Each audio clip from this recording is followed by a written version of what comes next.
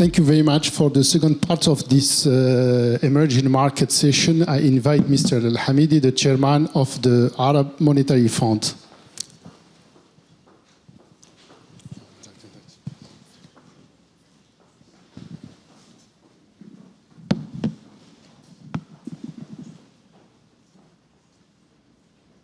Thank you very much, and very good afternoon to all of you. Let me start by thanking Paris Europlace for organizing such an important conference and for their invitation. Now, since this session is going to be about financial inclusion, let me start this opening by asking the question of how can we break the circle of poverty and social exclusion. I believe the answer is by building an inclusive economy and by increasing access to financial services. Over the past half-decade, the world has witnessed remarkable change in the universe of finance. Microfinance has grown rapidly since the 80s. Mobile banking has helped over the past years tens of millions, especially women, given access to banking services. Fintech has emerged today as the new frontier of finance.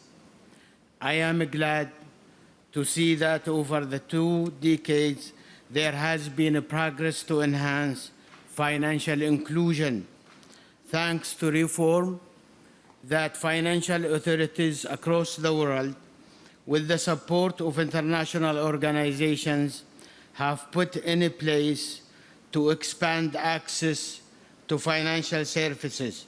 However, poverty and social exclusion remain as a big challenge as of today. I know many of my colleagues here, coming from emerging markets, had made reducing poverty and inequality an important goal. They had put forward concrete proposals to strengthen financial inclusion.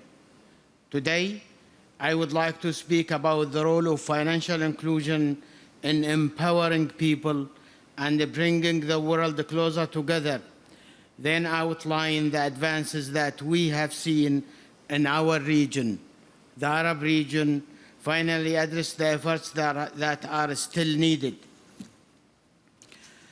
Over the past decades, many countries in the emerging markets were engaged to implement stronger policies and institutional reforms.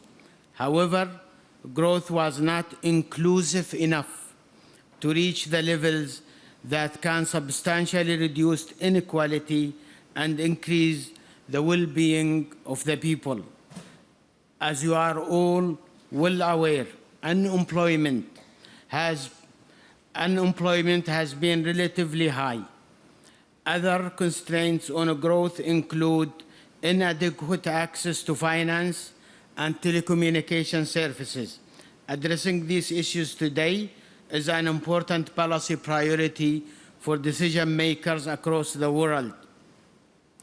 In particular, access to financial services has an impact on this dynamic, and one group who can benefit the most is women. This gender issue is a universal issue. Out of the 1.70 billion people around the world who are unbanked, nearly 1 billion are women. Empowering women financially will open many doors, including participation in the labor force. On another hand, the emergence of fintech holds promise for financial inclusion and economic development. Modern technology and innovations in the financial sector as alternatives to traditional services have raised expectations to financially include the unbanked and financially underserved at rapid pace, more efficiently and cost-effectively. But new technologies also raise new questions about financial stability, protection, and integrity. Expanding access to financial services requires a delicate balance of government policy, private sector initiatives, and technology readiness and maturity. It's crucial to balance financial deepening, financial innovation, and safeguarding the financial stability and consumer protection. We should also be reminded that moving too fast to expand services and markets without appropriate supervision carries the risks and financial instability. So where does our region, or my region, the Arab region, stand in its efforts to expand financial inclusion? The Arab Monetary Fund and the Arab central banks have shown leadership in this area.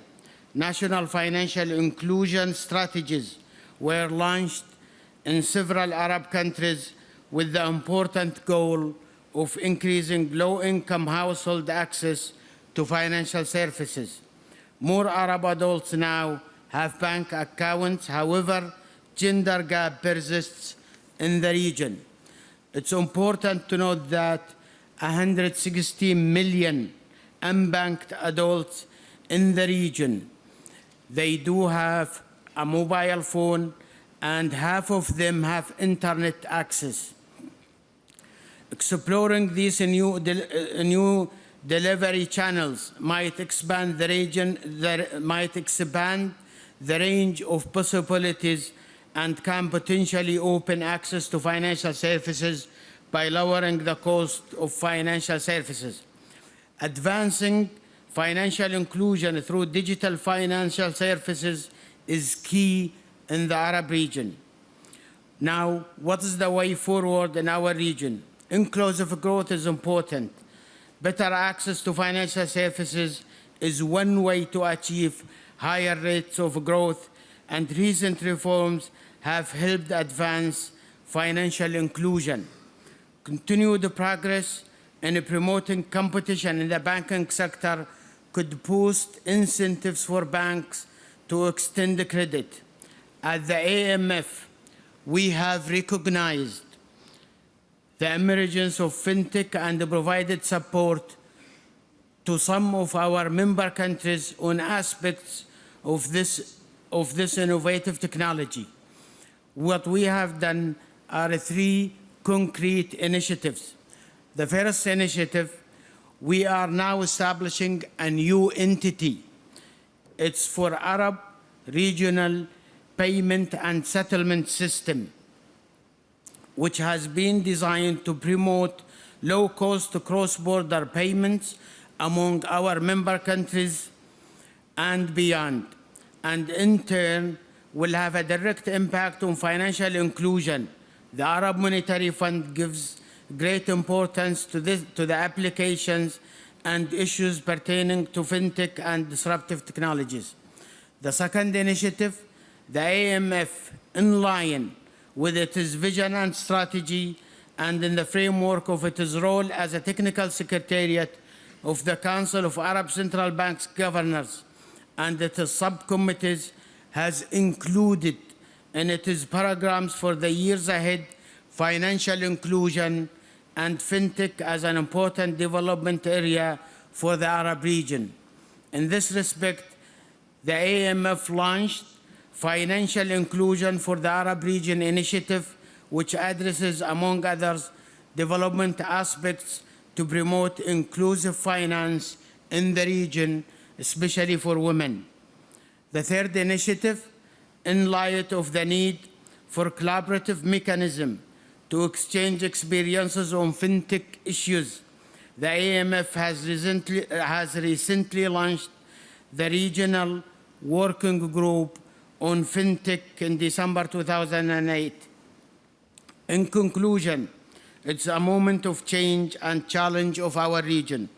In the face of an uncertain global environment and modest growth prospects, it's encouraging to see consensus that progress must continue and accelerate, but the challenges of reducing poverty and social exclusion remains an obstacle that must be addressed. The Arab region is a region with a very long history, deep and vibrant tradition, and powerful aspiration for the future, in addition to its younger population. Thank you very much.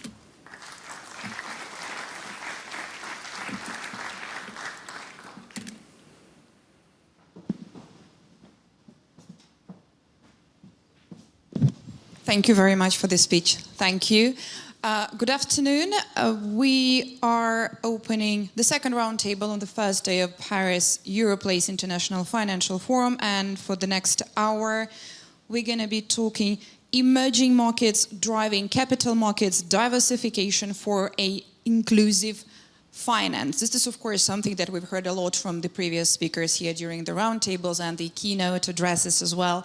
And before I introduce my speakers, let me introduce myself. My name is Sasha Vakulina. I'm business editor at Euronews, and I'm going to be moderating the second roundtable together with our speakers. And I'm very happy to invite here Habib Attia, Senior Advisor to the Arab Monetary Fund, Adrian Diouf, Managing Director, UMOA Teacher, Philippe de Fontaine-Vive, Managing Director, Banque Richelieu, Stéphane Nalantambe, Director, Financial Sector Development Department, African Development Bank, Yann Denanteur, Deputy Head of the Africa-Mediterranean Basin Overseas Société Générale, and Stéphane Pouillat, Global Head of Capital Markets, Euroclear.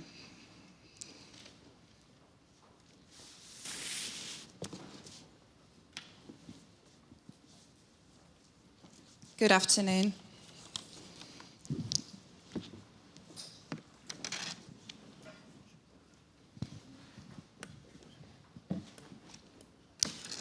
Habib, if,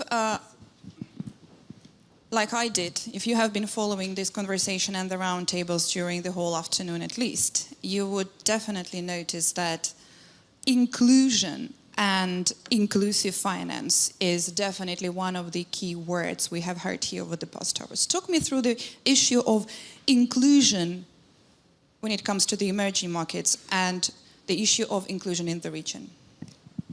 Thank you, Sasha. Thank you for the invitation. So before talking and responding to your question, Sasha, let me just say a few words about the Arab Monetary Fund. So our chairman, Dr. Abdel Hamidi, just delivered a speech regarding financial inclusion. But I would like, for those who don't know a lot about the Arab Monetary Fund, it's a regional financial institution based in Abu Dhabi, United Arab Emirates, with 22 Arab member countries, with the mandate to support Arab countries in promoting, developing sustainable and suitable policies and economic policies and financial policies as well. And within this framework, financial inclusion is important, you know, not only for the Arab region, but also for the whole of the world. As we heard this morning, I think there is today more than 1.7 billion population outside financial services, outside the financial sector. And the issue of the financial inclusion is not only in the Arab region, but it's the issue is the same in all emerging markets. How different it is in the Arab region? So maybe the difference in the Arab region is about the population who are currently facing challenges to go into financial services, in particular youth, population, and women. Many youth and women in the region are facing issues, challenges to have access to financial services. The issue maybe is not about the policy, but it's most likely it will be an issue of the infrastructure. You know, today the financial sector in the Arab region is bank-based. There is microfinance industry, which has been developed over the past 3 decades, but still there is a challenge to develop further channels to distribute financial services. And in this regard, we at the IMF, we are putting a lot of focus and energy to leverage the new technology. Is this moment of change and challenges that we heard from the keynote speech? Yes, exactly. When it comes to the technology? So when it comes to technology, I think the challenge it could be articulated around 3 main challenges. The first is related to the regulation of this new technology. I mean, find the right balance between technology and stability for the system. The second is about the emerging technology itself, because we are facing today disruptive technology which has been started, I think, over the past 2 decades by internet, mobile, and now we are moving to social media banking or Google banking or IBRA solutions. So this technology development, I think it raises a lot of challenges, in particular from regulatory and from security perspective. Adrian, let me go following your take on the change and challenges and the main moment here. Let me go into the specifics of facilitation when it comes to the corporate. Thank you, Sasha. Good afternoon, everybody. Maybe to better answer your question, I should start by explaining where I'm speaking from and the project we are involved in. Actually, I'm from an organization called Agence Humo à Titre, which is an organization which has been created back in 2013. And the main purpose of the organization when it was created, it was to set up a joint DMO for 8 countries, the 8 countries from the WEMU zone in West Francophone Africa. At the beginning, it was just about helping those countries to raise money on the capital market. Of course, on the local capital market, but also on the international capital market. But we started the project, and after a couple of years, we just noticed that to better do what we wanted to do, we have to set up a whole OTC debt market. And it's what answers your question, basically. Because that project became the cornerstone of a bigger project, which is setting up a market for debt and specially dedicated to corporate. And you would ask, why so focus on sovereign? I'm doing the question and the answer. It's make my life easier. I'm not going to interrupt you. And yours go also. Go on, Andrew. Yes. So, and the answer is that when we did the analysis, we noticed that to be able to develop such a market, you have to have a sizable amount of issuance, and you have also to mobilize enough people around that cause. And only sovereign can do that. And fortunately, we had 8 of them around the table. So that's what we did. And now we are able to raise money for those sovereign. And it's time for us to go to the next step, which is making the connection with the corporate world. And by making the connection with the corporate world, we have to deepen the market. And it's where inclusion comes in. And we do have to make the link and the intermediation between the savings from everybody to the needs of those corporates and, of course, of the sovereign. Usually when we talk about inclusion, we only think about resources. We don't think about the saving part. We do focus on the saving part. Thanks for that, Adrian. Philip, I'm going to bring up another part here. When it comes to different parts, as Adrian mentioned now, when it comes to facilitations, when it comes to the corporate, how about the risks there? What's your take on that here? Thank you, Sasha. First of all, good afternoon. I think the question you raised is not so much for the Banque Richelieu manager, but from the old public sector guy I was with the Treasury and EIB, because that's the same rationale we find in Africa than the one we have in Europe, which is to reduce risk. First of all, even to be provocative, I have to remind that if we look at the result of the capital markets of the last 6 months, the performance of the emerging markets has been below 10%, when worldwide it has been 15%. So it's a paradox. It means that the returns are much lower than expected by investors, and we have to do everything possible to reduce risk so that corporates and governments in the emerging markets could be financed. So what to do about risk, that was your question. First of all, we could expose our public capital. That's what we have done in Europe with the Juncker plan, when we have transformed public subsidies into guarantees with a huge leverage effect in favor of companies. And that's what Adrien was trying to explain at this very moment. That is to say, after gaining some experience with the governments, with the sovereign, he will turn to the corporate sector, which will create growth, which will benefit people, and so on and so forth. So this is something we have begun to do, but it's something which should be expanded, and I think you will come during this debate, and that could be part of the role of my neighbors, of the African banks. Because what is totally paradoxical that I've witnessed during the last 10 years is that except Société Générale and Absa, that we have seen today and we will listen to, most of the banks have gone away from Africa.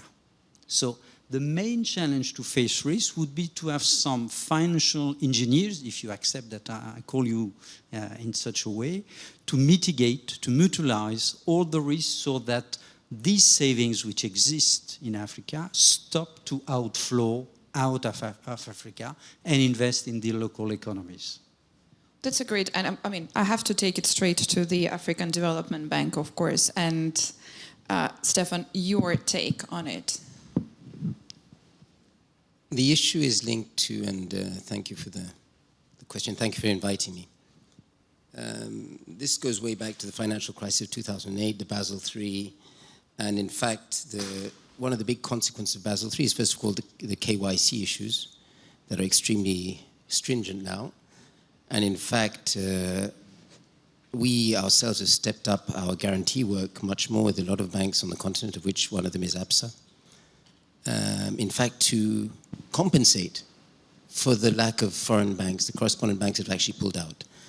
So that you know, there are very few non-African banks now doing confirming simple trade finance transactions. And we are working with Afrexim Bank, with TDB, which is a trade development bank, also another African bank, to make sure that these things are maintained and improved. And in fact, the African Free Trade Agreement is going to help us. We're actually working with Afrexim Bank and a lot of the central banks to set up a payment system, intra-African payment system, where we're thinking, but we're still in the thinking stage, but we're definitely going to be working on this quite extensively in the coming months to create a platform, because of course all this will be through digitization, obviously, to in fact reassure the non-African investors that investing in Africa is a very good deal. And as I'm sure you may know, that there is the African Development Bank has started last year the first Africa Investment Forum, which happens every year in Joburg in November. What it brings together, actually, it's not about talking, it's about finalizing deals. And in fact, we've had quite a few of these bigger transformational deals where we brought a lot of people together that were, of course, speaking to each other, but not in the same room. And now we've got them in the same room, so it's actually brought things to a more advanced stage. And one thing I would absolutely want to mention is that we always need to make sure that we speak with the whole ecosystem. The issue is about the governments working with the private sector, working with, of course, the banks and the non-banking financial system. So the important issue is making sure that the whole ecosystem is involved. And this goes as well for all that's linked to digital finance, because in fact the MNOs, the telcos, are crucial in making sure that we achieve what we try to do in terms of financial inclusion. But I mean, I'll come back to that, I suppose, at another moment. Thank you. Thank you very much. Jan, what's the take when it comes to this digital, of course, big aspect in this conversation? Of course, digital and technology now in Africa are crucial, I mean, to participate to financial inclusion. As a retail bank, I will not plagiate my CEO. He was invited at the beginning of the afternoon, but we try on a commercial bank, I mean, to reconciliate the ability to bring to the continent through our teams the international expertise, which is a necessity to answer to the needs to finance big projects. But behind this big project, of course, there is all a value chain to finance subcontractors and even after employees for payment. And this is our topic, to be at the whole level of the value chain, to be able to be fully involved in our responsibility of financing the economy in all the countries where we are operating. And you were talking about technology. For us, it's crucial. It's crucial because we are operating in countries where more or less, if you take Maghreb, from Maghreb to Madagascar, the level of inclusion doesn't excess, I mean, 20 to 60, 70% for the Maghrebian countries. It means that there is a lot of population to address, I mean, these financing services, and the mobile and the technology is now, you know, the more easy tool, I mean, to provide these services. That's why, and Frédéric Oudéa said it at the beginning of the afternoon, in 6 countries, in sub-Saharan countries, we launched a new bank, a mobile bank, which is named YUP. And these banks provide first basic services. I mean, it's just transfers, payment, and now this year, we intend to launch credit. And credit, this is the first beginning, you know, of the inclusion. And behind that, it's a way also, I mean, to get some savings.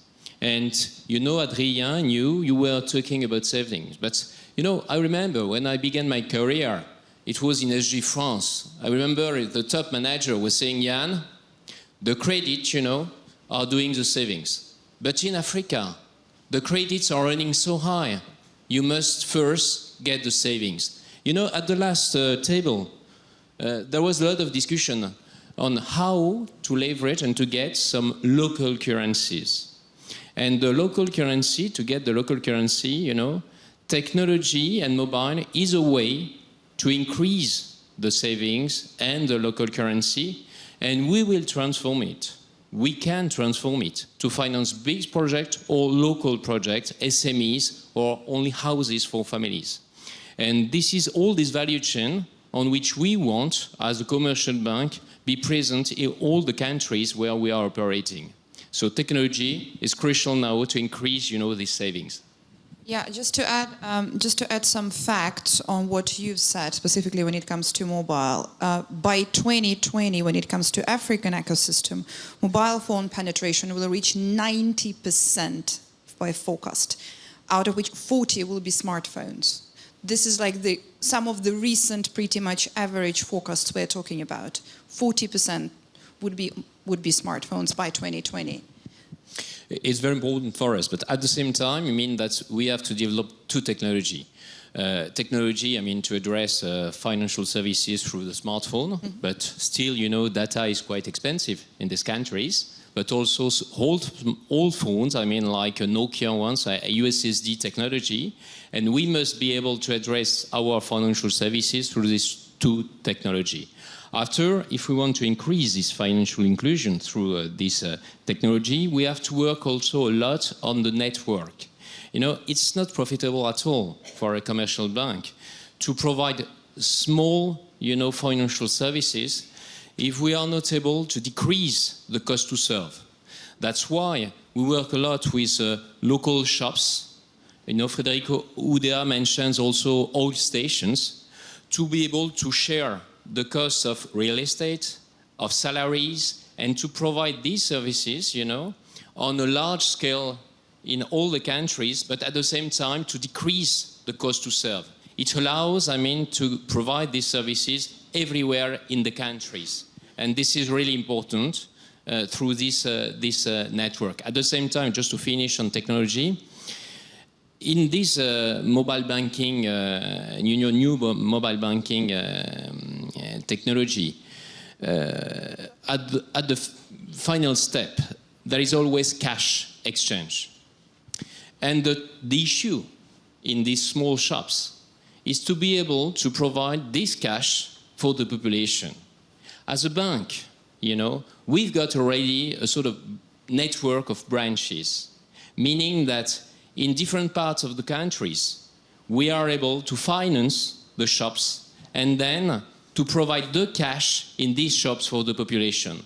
This is probably an advantage compared to the telco, and we have to leverage on this advantage and to use it to increase this financial inclusion. Yeah, it's like really being creative and pushing the boundaries, something that might sound traditional but doesn't work in certain cases, of course. Stefan, let me open now with you a very important issue, which I'm going to probably ask all of you, but let's open here when it comes to inclusive finance and small and medium-sized enterprises. Well, I think to put it in perspective, I would like to give some steps towards financial inclusions and probably forecast that to the future, because there is a very interesting phenomenon that is going on. In 2010, we started to see a need to indeed bring large emergent countries into the global platform network, which is where typically countries were issuing their international bonds to bring their international investors back into the local country, so the local currency bond development. But as it was mentioned earlier, creating the right conditions to bring those international investors was very complicated. Okay, this was 2010, 2015, 5 years later, you know, we started to move to the smaller emerging market countries, so from large to mid-sized countries, before we even can talk about SMEs, which are really down. We're going to get there. We're going to get there, but you know, it's a long journey, right? And today we're very proud of working with frontier countries. So you see the progression from large emerging countries, mid-sized emerging countries, frontier countries. But exactly as Henri said, the first step is the government. It's a government bond program to create the conditions for the private sector to come and join. But the second private sector behind is the quasi-governments and large corporate of the countries. So SMEs are way down the path. You see that, right? Yeah, but that goes into a little bit of a chicken and egg situation. You obviously need both. You obviously need this and that, and it should be balanced in the most perfect way. Exactly, but you need to create the right condition, because if everything collapses, then it's all a failure and everybody pull out. So it's a delicate balance. It's not an easy exercise. And the geopolitics that we have seen also over the last 5 years have retracted people rather than bringing them together. So what is really interesting is what we see now.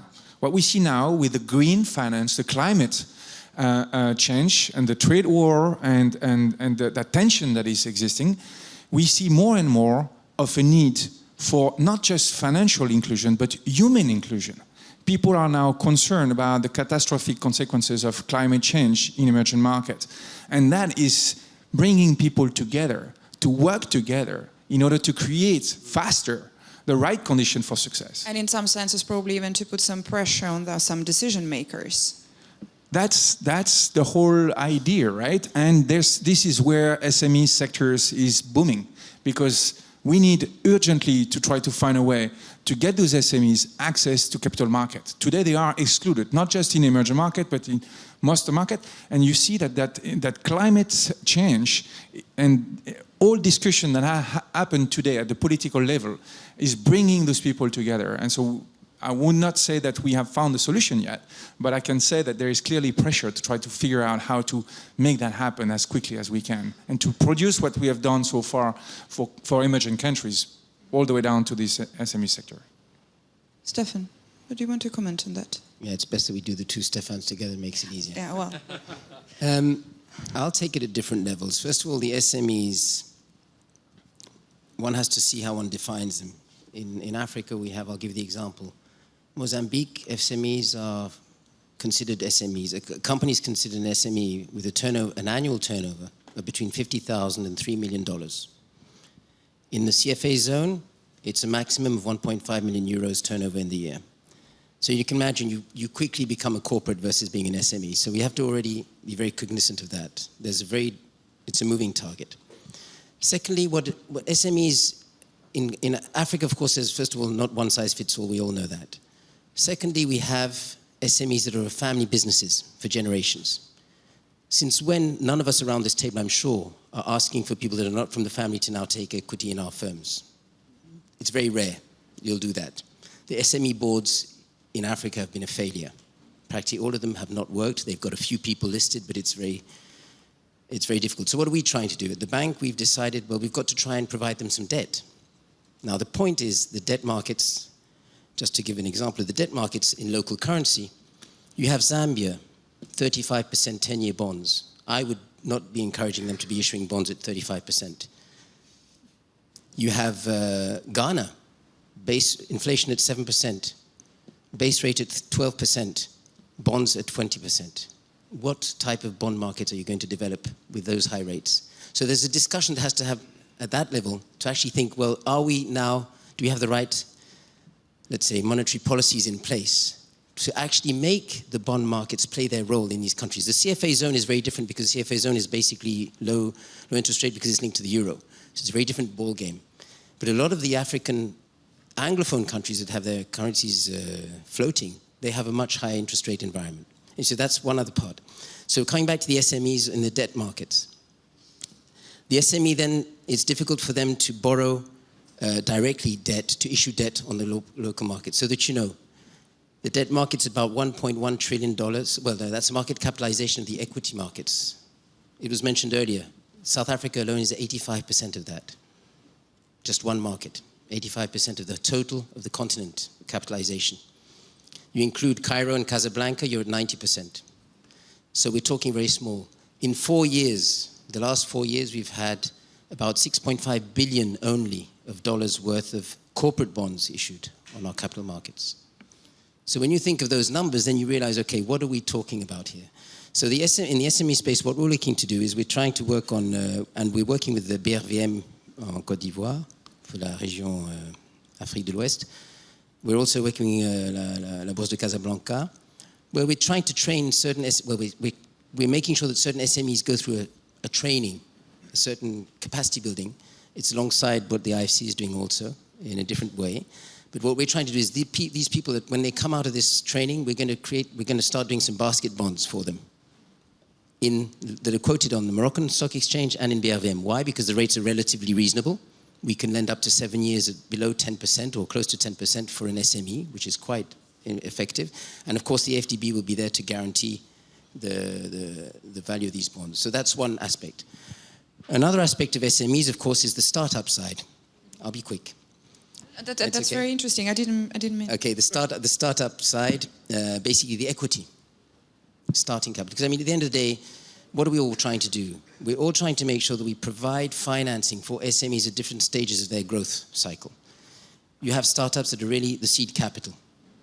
What we do with them and what we do with these early stage companies, we provide equity It's through venture capital or social impact funds. It depends on what the objective is of these different SMEs. But we also make sure that we have an accompanying capacity building for them, because at the end of the day, there's a lot of hand-holding that has to be done. We all know that in a lot of our school systems, entrepreneurship was not the flavor of the month when we were young. And even today, it is still difficult to learn how to take initiative and become an entrepreneur when you're 15 or 16. So that hopefully that the schooling systems will evolve to encourage people to take risks. But anyway, so coming back to that, we have to have a product that is tailored for that type of need. Now, alongside all that, there are the governments. And the governments have a role in this. Don't forget, in France, we had all sorts of support of SMEs given by the government, subsidized lending. Small Business Administration in the US, what do you think they do? Municipal bonds in the US, what do you think they do? It's exactly the same thing. In England, there's one, I've forgotten the name now, but there was the same thing as well. So basically, it's a real partnership between the government. There's got to be a willingness, clearly, and the regulatory framework has to be put in place to allow these things to evolve. Now, of course, Africa, we have certain countries quite developed, like South Africa, Kenya, Nigeria, and Morocco are relatively developed on that sense, Egypt also. But we still have all the accompanying ecosystem that is completely behind. Part of it is also financial information. I was discussing yesterday with the people of Europlace, and they actually mentioned to me that in France, 30 years, I said we need journalists to be trained on financial information on the continent. They don't know how to, you don't have anything in the newspapers in West Africa, outside Nigeria and Ghana, you don't have anything that talks about inflation, bond markets, financial markets. So this is... What would that do? The culture will start coming around. People start understanding what it means. It's a bit like empowering some sort of storytelling there. Yes, storytelling, also making people understand that why are rates so high if inflation is so low? You're defending the currency, but for whom? I'm local. I live here. I want to be able to buy here, and I want to be able to buy a house here. So this is the thing. I mean, in the countries where we've lent some local currency long-term, in some of the countries where rates are relatively high, what response have we had? We've actually had the banks tell us, please, do one disbursement in the local currency, the second one, please do it in dollars. I say, but hold on, you're not going to be able to repay me, the people who are buying the house. No, the diaspora pays for it. I'm fine with that, but then let's be clear. What are we trying to achieve, and for whom are we achieving it? So these things are, it's a very much, when I speak about this, there's a lot of moving parts, but you've got to try and have a dialogue that brings all the different players together of the ecosystem, which is always growing, by the way, but to make sure that people understand that we've got one goal, that is to actually make sure that the SMEs do receive financing. There will be partly private sector financing, but the government has to also support, maybe not directly by financing, but at least making sure that there's all the regulatory systems that are in place, all the transparency of financial information is in place, and that it is credible. So these things there's a lot of additional work to be done, if I may say. Thanks so much. Let's go more into this ecosystem and the different elements, because this is particularly interesting. The reason why I've been pushing for this SMEs aspect particularly is because, according to the IFC, one of the latest releases, SMEs facing a financial gap of over $136 billion annually. This is where we stand as to some latest available information, of course. And at the same time, SMEs account for 90% of all businesses in Africa. I mean, it's more than a backbone. It's certainly bigger than that. Edwin, what's your take on that? What you're saying is true, but to tackle the problem, we have to develop a methodology. And like Stefan said, for now, it's all about setting the right condition. Because if we don't set the right condition, we can do whatever we want. We want to be successful. Sometimes we forget that implementation is key. You can have the best idea. If you don't implement it the right way, it will fail. And actually, it's really what we are in. There are nice initiatives, really directly targeted to SMEs. Stefan talked about it. The BRVM and AFDB they have a really great program where they work around the whole ecosystem, from trying to train the SMEs manager to working with banks, to fund provider, to everybody. I'm talking about that, but I think that the head of the BRVM is in the room, so he's better suited to talk about it. But just to say that this is a great program. Same thing, the central bank also have a great program based on guarantee, just to help banks better lend money to SMEs. When banks gives money to SMEs, they can have those loans refinanced by the central bank. So there are many initiatives, but it's not what allows us to have a big impact on the system. To have a big impact on the system, we need what was said before, to set the right condition, to build that culture, to agree with that borrowing is a good thing. That's the first thing. That's part of the culture. If you are in a culture where people think that to borrow money, that financial disclosure is not something very positive, nobody want to show financial statement and everything, it makes it difficult for those who has to lend money to lend it. So you have to go back to the basis and work on those bases. And I think it's what many organizations are doing right now, and it's part of what we are trying to do, trying to set up that culture. Stefan was talking about the journalist, very key.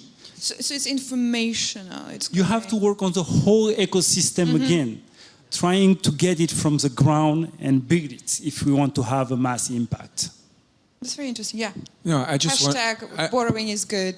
The thing is that what I wanted to share here is that when we first started to engage our institution into emerging market, there was a lot of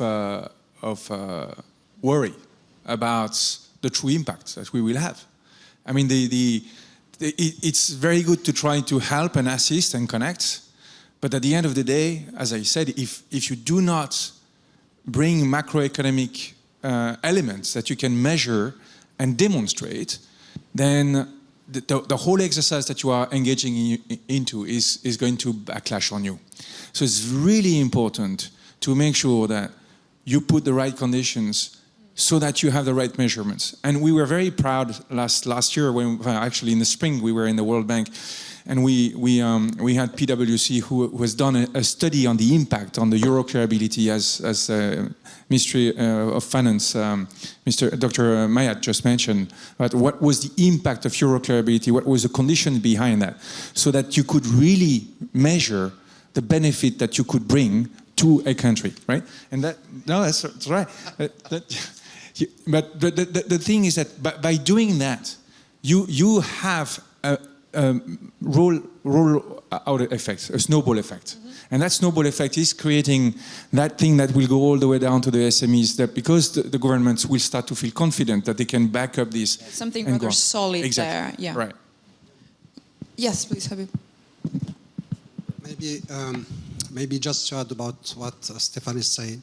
I think I fully agree that the issue of financial inclusion it has to be taken from the whole ecosystem. And I fully agree with Stefan that SME, startup, rural area, they are suffering from access to finance. But definitely when I'm talking from, let's say, from government perspective, not from private sector perspective.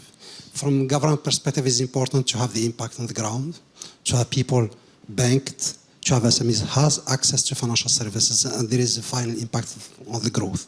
So to do so, in many countries today, they are developing what we call national financial inclusion strategy, which is a clear, comprehensive strategy at country level, how to handle the financial inclusion issues from different perspectives, from supplier perspective, from demand side perspective, but from also the infrastructure. So let me, in this point, I would like to raise one important point, because today financial inclusion is not only having account or banking account. Even you have a banking account, if you are not using the account, you have a big issue with the fund. You are automatically excluded from financial services. The most important thing is to put in place the right infrastructure, in particular the payments. Now, I will take some figures from the region where I'm coming from is about the remittances. When we look at the figures of the remittances coming to the region, today we are exceeding 53 billion US dollar coming to the region. But the issue with these amounts is about the cost. The cost today for remittances is 7.4%, but the target of UN SDGs 2030 is almost 3%. So we are a little bit, there is some effort to be done here. So why this issue is about the infrastructure, I'm telling about the payment infrastructure. So here we can talk, if you want, maybe, I don't know, if now or later on, about the cross-border payments, where at the Arab Monetary Fund we are putting a lot of effort to build a cross-border platform system to promote flows across the Arab region, but also between the Arab region and the rest of the world. So this definitely, it will support the different scales of transfers, but including the low value. So when it comes to the low value, and in particular when it comes to the remittances, we know that most remittances coming to the region are family remittances. And family remittances support empowering women, support empowering youth, and support also SMEs as well. So if such system support bringing down cost and support such remittances, so low value payment, definitely there is a direct impact to financial inclusion in the region. But definitely I will be happy to speak more about this Arab region payment system, which is, I think, a huge project and a great opportunity, not only for the region, but also for the rest of the world to connect and to get connected from the Arab region. And of course, but I will another important pleased to element talk more into about the bigger system, of course, into the bigger picture we've been discussing and mentioning. Yeah. Would you want to? No, go. Yes, sorry. I wanted to react on the point about remittances. Yes, this region is one of the most important one for the relative size of the remittances, and it supports a lot of families. But in fact, it raises another issue, which is the competition between public sector and the SMEs. Because in fact, as Stefan said earlier on, there is such a level of interest rate paid by the governments that most of these remittances have only to invest in treasury bonds to be profitable. For the banks also, the most profitable activity is often to invest in treasury bonds. And this is why I'm not talking about international banks, I'm talking about local banks, and both of them, in fact. And so what you are at, which is financial inclusion, what you call rightly human inclusion, would mean that governments at national level are decreasing the competition with the real jobs. Because it's so easy to attract with high level, and then you create all the macro conditions to deprive your private sector of the necessary means. So we agree among our six, but there is one absence, which is a national government representative, which would have to justify why such a currency regime, why blocking the free exchange of savings in the region, and why preventing the SMEs to be well financed by a well-functioning system. This is what we would call in France facilité, because you allow things. And if you think of the example that Mr. Philippe Lehéroux gave this morning as being, he said, proactive in looking for private investment, in fact, it deprived the local government of its entitlement by a purchasing agreement which secured the investment. Why don't we think of such agreements for the SMEs? Then you would create the macro condition to have a private sector which would develop, because they would not be subject to a new competition every year from the deficit of the national government. just on SMEs and the private sector, I mean, we was quoted by my colleagues. I mean, of course, this is crucial for the development of the continent. There is no issue about it. And at the same time, the issue is to be able to provide enough financing for these segments of corporates. In Société Générale, the SMEs, this is roughly 2/3 of our clients in corporates. So we know them, we work with them, and at the same time, this is, of course, a bit more risky than large corporate or MNCs, multinational corporates. What we can observe is that to improve the chance of SMEs to be sustainable, to get sustainable development in the future, first, when there is big project, even financed through markets, through bonds, and we will mandate locally in local currency or euro or USD bonds to finance big projects. The topic is to be able to provide transfer technology in this big project, to improve the skillness of this SME sector, and to avoid at the end to be dependent towards outside the country.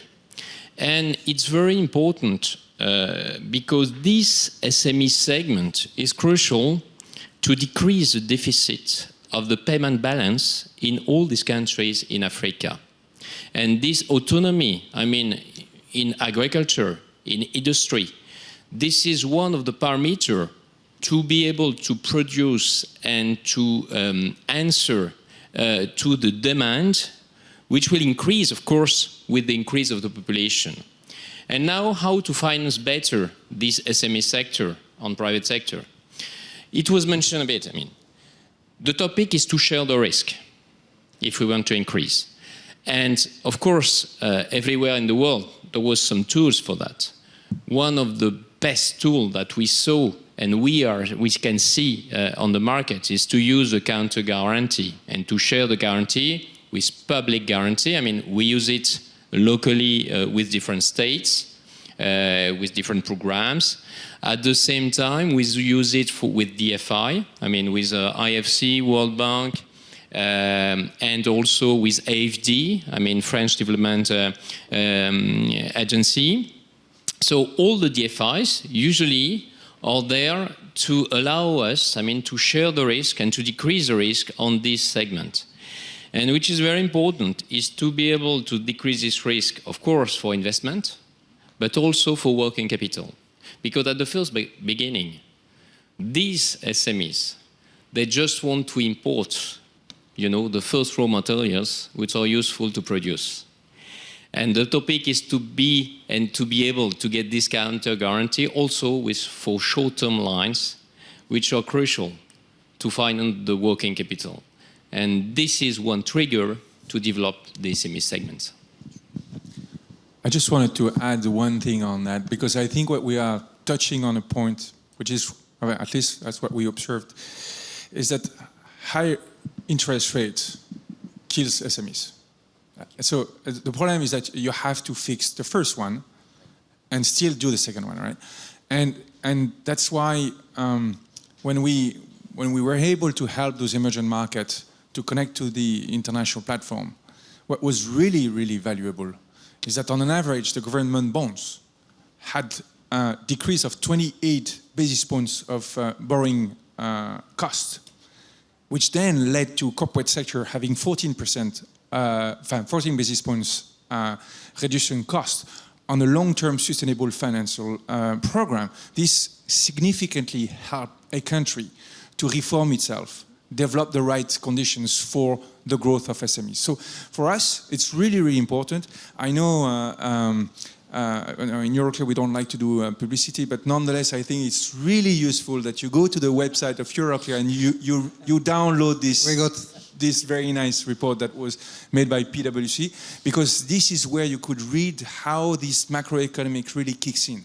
And that's the real next step that we believe is going to transform those SMEs. If I allow myself, maybe just one, I think this point is very important for SMEs, and about what Stefan said before about the different facilities. And I think the most important challenge today for SMEs is the equity market, is how to access to the equity market. And this is the big challenge. One more challenge is about when we talk about new businesses, startups. This is too risky. I'm not sure that commercial banks are ready to take this risk. But here, this is the role of DFIs, the African Development Bank, World Bank. At the Arab Monetary Fund, we have a dedicated facility to SMEs. But this is dedicated to government to support putting in place an enabling environment, including for startups. And for startups, the facility that maybe startuppers today are looking from DFIs is to have sort of funding to establish incubators, accelerators, how, to make from the idea, have just an idea of the project to make it happen, to make it on the ground as a concrete. I think this, when we talk about financial inclusion challenges for SME startup, it starts from this point. Yeah, very briefly. Yes, just to complete what you say, I fully agree with you. After, there is also a possibility, to decrease the pricing through guarantees. So we mentioned it, you could have some public guarantees or guarantees coming from DFIs. You could develop also some products, specific products for these SMEs. For example, leasing. It's mainly asset-based financing. So meaning that if there is an asset behind, you can decrease the price. It can be also factoring and reverse factoring to accelerate the payment of these SMEs coming from large company. It's a way also to change the risk and to take the risk for the bank on large companies and not on the SMEs. So there is different, tools to use to be able to provide more financing and at the same time to decrease the pricing, and this is crucial. And just wanted to add, actually, first of all, on the startups, we actually have started working on investing in fund of fund. Basically, we have funds to invest in startup specialists with the guarantees, because the European Commission has provided us some guarantees. So the point is, and the whole idea is to give money, but also to accompany the people that are setting up these firms. And even if the firms are about 3 or 4 years old, so it's not only for incubators, it's also for acceleration. On the guarantee side, I think this is it's actually the crucial product. And we do a lot of that. We don't do it on the working capital products because we consider there's enough collateral we can find. We don't need to do that. And we make sure that SocGen is a bit more aggressive and doesn't expect us to give them money for that.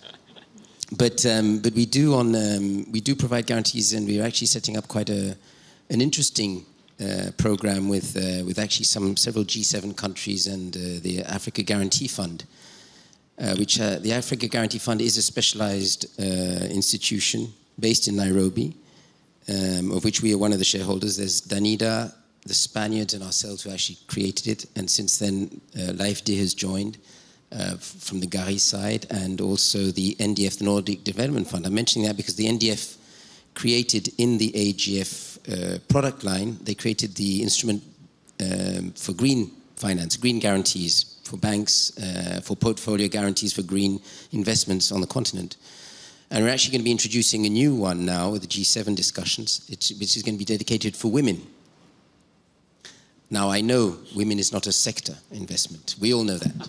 Thanks. Yeah, I'm pleased to see that you agree. And it was, of course, a lot of internal discussions because we didn't have the data, obviously. But, of course, this has been ongoing work for the last 6 months with the different DFIs, be it the World Bank, ourselves, and others, on this opportunity. And we've actually, the FDB is going to be leading this, and it's going to be 3 billion over 10 years of investments through banks for women in businesses. Now, it's the 2X challenge definition for women in business, which is slightly bigger than actually women owning businesses. So basically, the financial inclusion, I'd say the financial inclusion agenda is extreme, and it links up with what Habib was mentioning earlier on about the national inclusion strategies. This is really very much, as we were all saying, there's got to be, beyond the willingness of the government for the national inclusion strategies, we've got to make sure that we do link up again with where are interest rates today in these different countries. Do we have the right environment to actually incentivize people? Because we can't expect always DFIs to be subsidizing to bring down the rates. There's a point where this is not sustainable, and the whole point is to have an interest rate environment that actually is more relevant. And this is where it links up with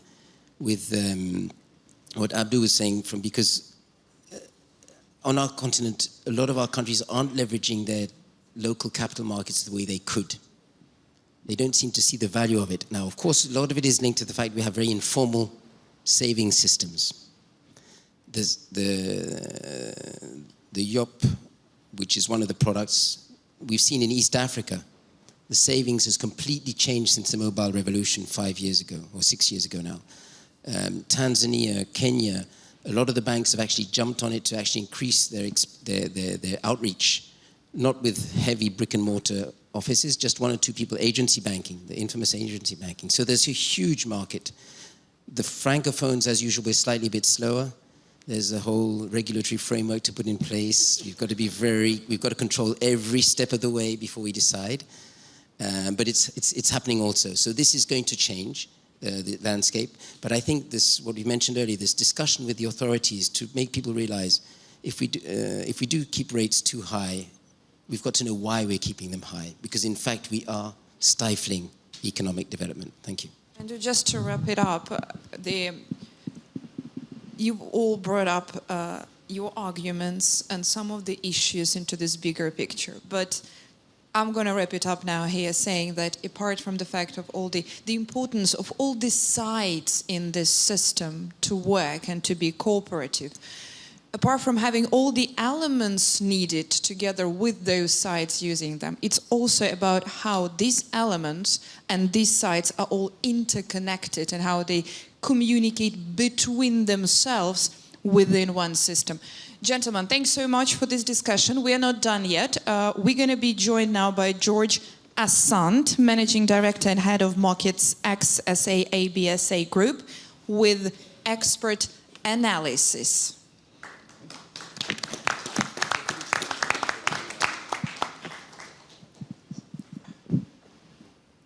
Thank you very much for the opportunity.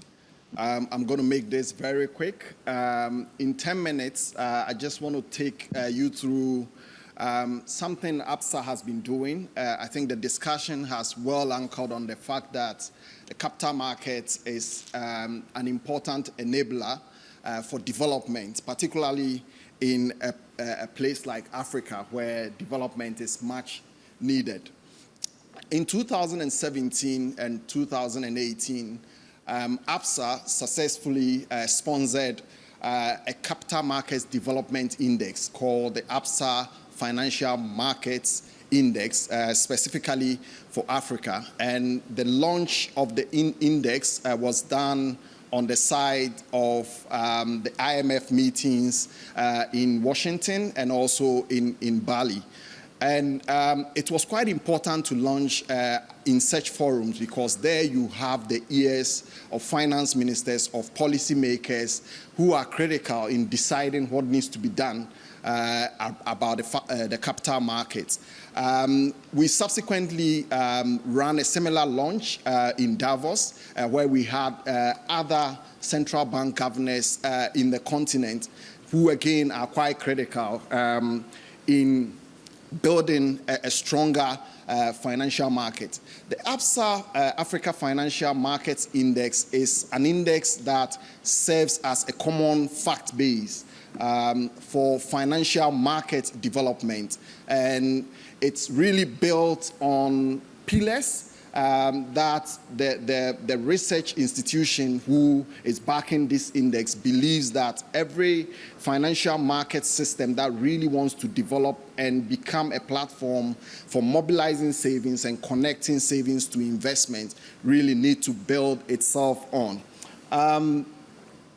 The index is really built on 6 pillars, and the pillars range from market depth, and a couple of the things have been mentioned, talks about the liquidity of the market, market innovation, talks about things around primary dealership, which is quite important, the repo market, talking about liquidity across the whole ecosystem. So you are not only focusing on the equity market or the money market or the bond market or the corporate credit market. You are basically looking at the broader liquidity and how it interrelates. Then it talks about access to foreign exchange, the regime of foreign exchange, how easy can corporates hedge their risk in the various markets. It talks about the tax environment, the regulatory environment, how easy does the regulatory environment enable investment by people who want to invest into these markets. Talks about capacity of local investors, which is absolutely critical. We talked about the pension funds. We talk about individuals. To what extent are individuals, pension funds, able to participate in the market to drive local market development? And then macroeconomic opportunity, which in the case of Africa, we don't fall short of that. The opportunities are there. It's a strong market with a lot of promises. In each of the markets. Then one other critical component of market development that it measures is the legality and enforceability of master agreements. What is the legal framework that's people who participate in the market can rely on to execute transactions in the market. And there it talks really about the property rights of individuals who participate in the market and to what extent can they be assured of those rights. So the research institution puts all these factors together, mobilize a lot of information across almost 100 different institutions across the continent, from investors to policymakers to regulators, and then it puts this information in a calculator or an index construct, and then it pulls out where each of the countries actually stand from a financial market perspective. And it's really not about positioning. To some extent, the index talks about peer learnings from each other, but the important thing really is to track the development of the financial markets from year to year. If governments and other authorities or market participants say they've come up with initiatives, this index serves as a tracker to check whether the initiatives are really working or they are not working. So Nigeria says, I really want a fixed exchange rate regime. The index tracks it and says, what is the impact of a fixed rate regime on the financial market? So put everything together, and the surprise is not a surprise. It's really South Africa on top of the index. And I think the interesting thing, which is really revealing, is the fact that South Africa is the first or the most developed market in the continent. Then you have countries like Botswana, Kenya, etc. following. But the key thing is the gap between South Africa and the next developed market, which is quite wide. So even though Botswana is number 2 from a market development perspective, we talked to the authorities in Botswana, and it's not really something that you need to relax on. You have to do a lot, because between you and South Africa, there is a lot more that you can do.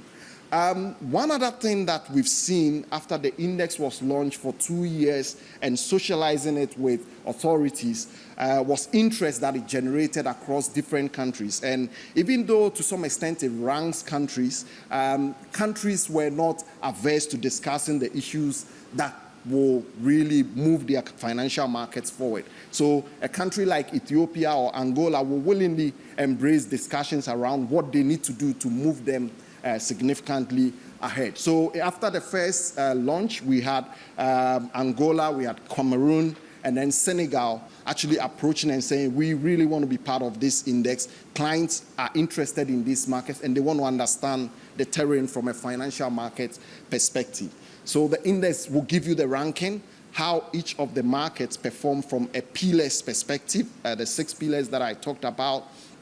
And maybe the last thing I want to mention is that for Botswana to achieve number 2, there are several ways that it can achieve it. There is no pass mark per pillar. Botswana, for example, is very good when it comes to strong regulatory regime and a strong legal documentation framework. But when it comes to liquidity, Botswana struggles. So the efforts that this one brings is it pinpoints action by the authorities in Botswana to focus on what can I do to really prop up liquidity in the Botswanan market. And in the discussions after the index launch, we moved across countries with other partners who build up capacity, etc. There are certain things we bring up in the discussion as a revelation and also as the opportunity that Africa can really tap in. So it was already mentioned, the PwC report gives a bit of insight. In 2018, the total non-government, non-local bonds that was issued across the continent was around 6 billion. The total of further offerings around on the continent was 6.1 billion. The total IPOs was 2.2 billion. And if you put all this together, it stands against a 1 trillion amount of investable funds that goes into non-investment grade securities on an annual basis. And that is really the opportunity that we try to paint through the index, and it also highlights the importance of building a strong financial market, because there is no lack of investable funds in the world. There is actually a lot of funds that want to come into Africa, but sometimes because of the hurdles we have, there are challenges in these funds coming into the market. So it really paints the picture of the opportunity for a Minister of Finance, for a governor, and other role players within the financial markets. And then over time, we've also seen a lot of things happening. A couple of them have been mentioned. In Kenya, there is M-Akiba, which really broadens the financial market from a savings perspective, where you can save on your mobile phone, similar to M-Pesa. And a couple of other countries are following suit as well. So some development is happening on the continent. And it's happening, but the pace is not as fast as we would want to see it as a Pan-African bank whose progress is tied to the development of the continent. So we're seeing all these developments. We're seeing some capital raisings across various markets in South Africa, in Ghana, in Kenya. We've seen one recently in Mozambique, for example. But we want to see more. We believe that the continent has an opportunity to see more. And the index basically offers you a blueprint of how you can achieve this. We've seen product diversification, ETFs across a couple of the markets. It has its challenges in terms of the uptake. So you see an ETF being taken to a large extent in a place like Botswana and Namibia, but the same ETF not really progressing that well in Kenya, because of something that has to do with the trustees or education that needs to be rolled out. And again, the index actually pinpoints some of these actions.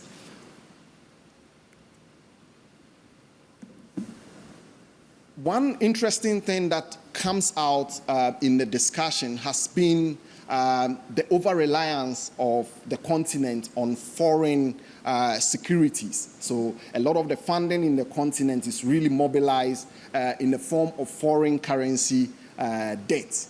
Okay, currently the debt to GDP for the continent in aggregate is about 50%.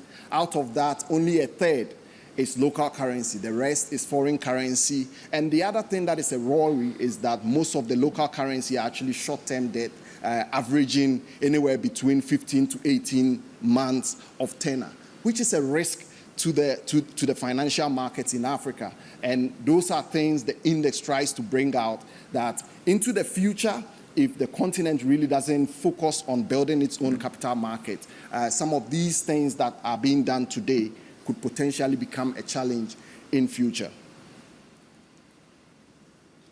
It also talks about the spread, and it was also mentioned earlier, the spread that Africa can avoid by building a better financial market. So if you look at the continent and you compare with equivalent frontier markets in Asia, for example, you find out that the average interest rate on government instruments in countries like Ghana, Kenya, Uganda, Zambia, or Mozambique is around almost 18%. And that compares to about 5% for the equivalents in Asia, where the markets for these domestic big frontier markets are much deeper than you find in our continent. And some of these insights are things that calls for action in terms of what needs to be done in the financial market to drive growth.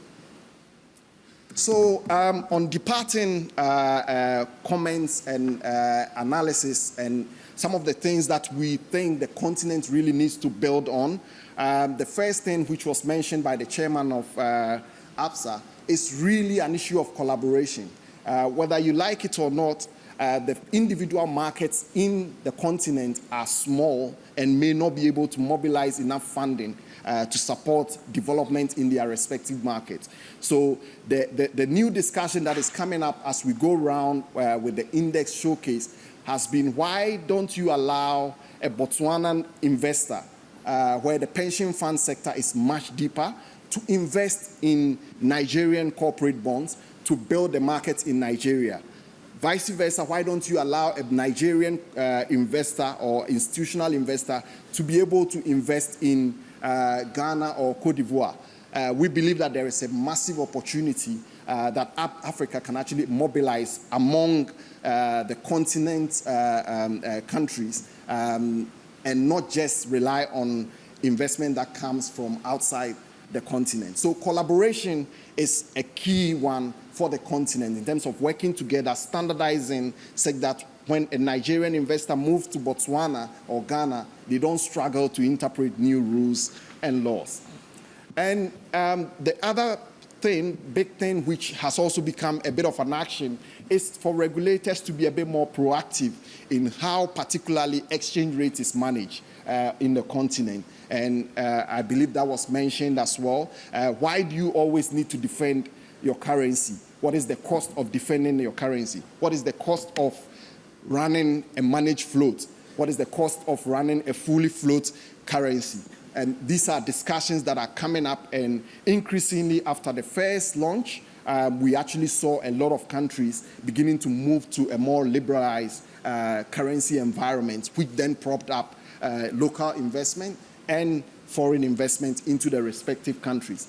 And then the last one, which is also quite key, is that the whole thing about the financial market in the context of Africa will really have to focus on making it easy for investors to invest within the respective markets. And in some markets, interestingly, if you are an investor, you find it easy to invest outside your market than inside your market.